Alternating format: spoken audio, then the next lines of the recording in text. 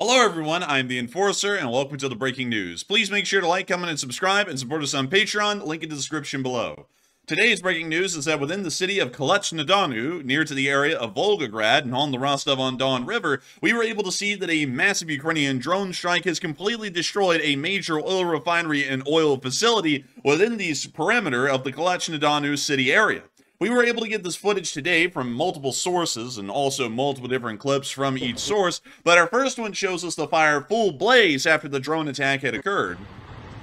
The fire is severe and the damage has been catastrophic to the oil facilities within this city. Moving on from that clip and on into our next series of clips, we were also able to see that according to Noel reports, we were able to get more footage of the strike from multiple different angles, showing us the severity of the damage. We can also see another Ukrainian drone flying into its target right there and hitting the oil facility again. This strike has come as an immediate response to a Russian missile and drone attack that occurred overnight, which ended up hitting and destroying a children's hospital in Kyiv, leading to several dead and dozens wounded, according to our initial reports at the moment.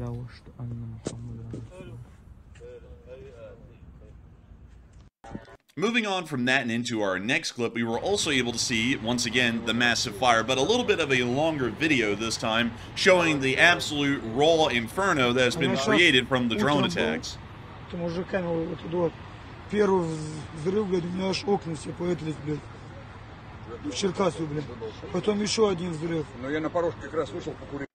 Our next clip once again shows the attack, but from a slightly different angle and a picture that appears to have been taken inside of a house in Kalach-na-Donu, but from a little bit of a distance away. Still quite close, however, and giving us an idea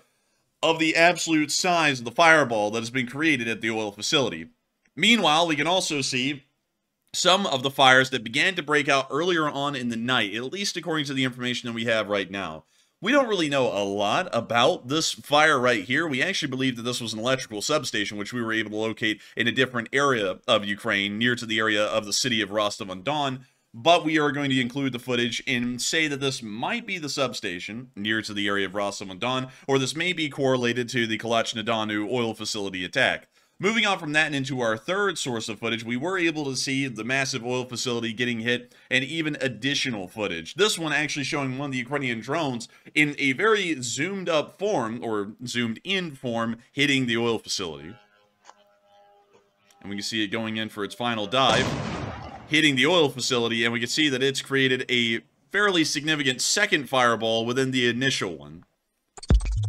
Moving on from that, we can once again see duplicate footage from earlier, so we will not be showing those, but nevertheless, all of the video and picture evidence that we got of the Kalach-na-Donu oil refinery attack is right there in these three bulletins. What we can get out of this is that Ukrainian drone attacks are once again reaping very large damage against the Russian oil facilities and Russian industrial infrastructure. Going off of what we understand, we believe that the Ukrainians are making sure to hit these oil refineries again after the Russians hit a children's hospital in Kyiv. That was mentioned a little while ago, and sadly we are not able to include any actual news bulletins or any information about that on our short war summary, because all of the information that we have is far too graphic to show in picture and video evidence. Nevertheless, the children's hospital was hit,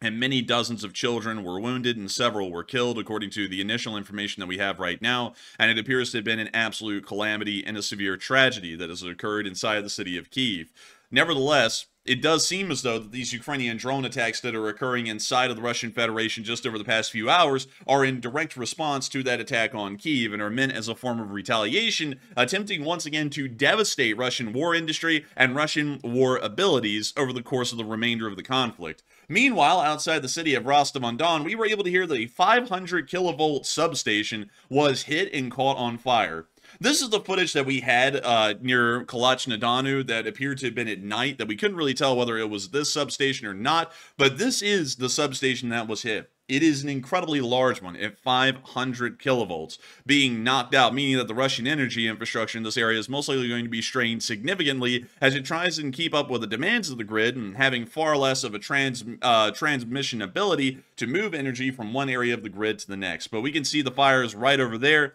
Of course, fairly large, and making sure that this substation might be down and out for the count for at least a good while.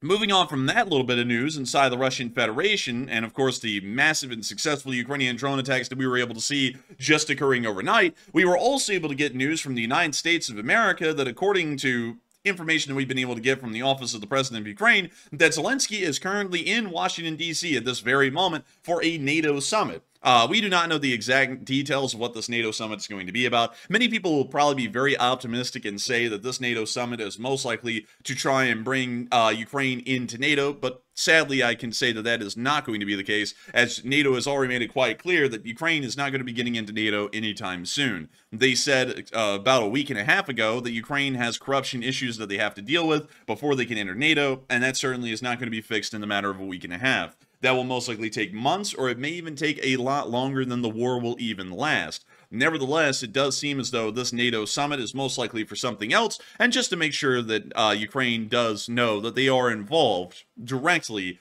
in NATO proceedings and are looking like they have a future in NATO. Meanwhile, we also got major news that the United States Department of Justice has seized 1,000 bot accounts that have been operating inside of the United States and really on the Twitter platform, and have been operating in an attempt to spread Russian disinformation. According to the information that we have, these accounts masqueraded as Americans and promoted Russian government narratives, and the Department of Justice has demanded the seizure of all 1,000 accounts so that way they can be handed over to the Justice Department and destroyed by them. This is a never-ending effort by Western nations to continue to combat Russian and Chinese soft influence on American mass media platforms like Twitter, X, X formerly Twitter, and many others, because so far there has been a heavy amount of Russian disinformation that has been spread around. There is already a pretty disinformational and very disingenuous statement that the missiles that ended up hitting the children's hospital in Kyiv just hours ago were actually NASAMS missiles, when clearly in the videos you can see that they're X-101 guided missiles fired by the Russian Federation. I would know that because I've been seeing X-101 missiles fired for about 2.5 years now, and their shape and their flight pattern is very distinct to that specific kind of a missile. But nevertheless, these accounts continue to spread disinformation like this, and it appears that the United States is trying to find a way through the Justice Department to crack down on these accounts and make sure that their spread of disinformation is not as severe, or at least as damaging to American public discourse as it has been in the past. Moving on from that little bit of news, we've seen that while discourse in the American public appears to be at a bit of a fever pitch, and that the Justice Department is attempting to get rid of foreign voices attempting to masquerade as Americans here on mass media platforms, it appears that tensions and statements are very high and very heated right now within the area of the Middle East, as we were able to get news that the Israeli Air Force destroyed a weapons shipment heading from Syria into the area of Lebanon, and according to the information that we have, Islamic Revolutionary Guard Corps advisor was most likely killed in the strike, but nevertheless, this is something that is quite severe. This is showing that Israeli actions are not just limited to the area of southern Lebanon and also Lebanon in general. It is also being extended into the areas of the west coast of Syria. This is a fairly big deal, as it is showing that the Israelis are starting to conduct a region-wide campaign against the Islamic Revolutionary Guard Corps and Hamas and Hezbollah as they continue their hostile operations against the state of Israel. We will be waiting and looking at this information a lot more and a lot more strenuously, as we still believe a ground invasion by the Israelis is on. We don't know when that's going to be happening at this point. It appears that the buildup is taking a lot longer than many people expected, and I'd also like to let y'all know that if y'all hear any timetables on Twitter where some Twitter account says that the attack is going to be happening in 3 days, I would generally not believe that. No one's going to have access to information about when the attack is going to happen unless if it's just a few hours ahead of the attack actually beginning, or if the attack is actually happening. We just know that it's going to be happening soon. Everything is showing that the Israeli military buildups in the northern area of the border, the Lebanese actions against these staging areas,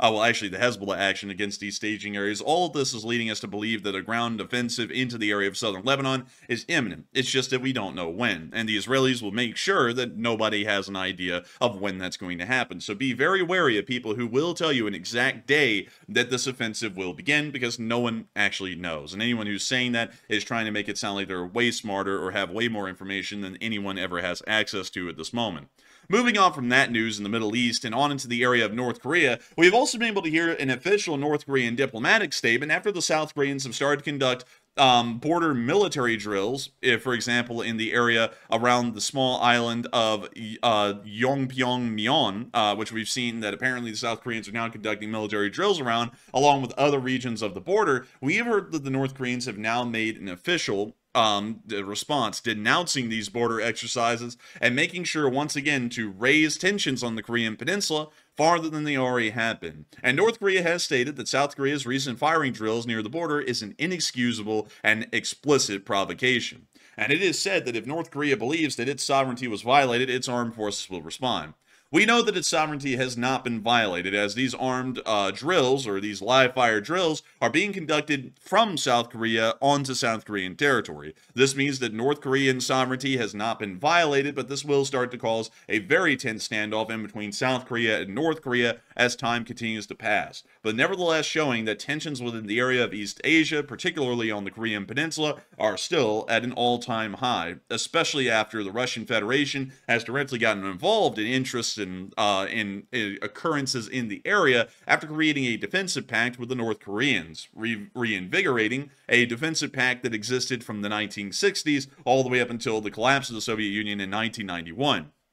But nevertheless, that is all of the breaking news that we have today. I have to thank every single one of y'all once again for watching. It has been an absolute honor and a pleasure to get to cover this news with each and every single one of y'all, and I hope y'all enjoyed the news summary that we had to put out today. If y'all really enjoyed it, please make sure to like, comment, and subscribe to this channel. And also, if you really enjoyed it and you would help to you would like to help to make these video projects possible, you can support us on Patreon. The link is in the description below, and that helps us to be able to make these kinds of news summaries and news projects possible each and every day. I have to give a massive shout out to everyone who is currently on Patreon right now supporting this channel, because folks like those make it possible for us to get on YouTube practically every single day and make these short war summaries a reality and get to share the news with hundreds of thousands, if not millions of people every single month. And so with that, I thank you so much once again for watching, and I will see you all in the next one.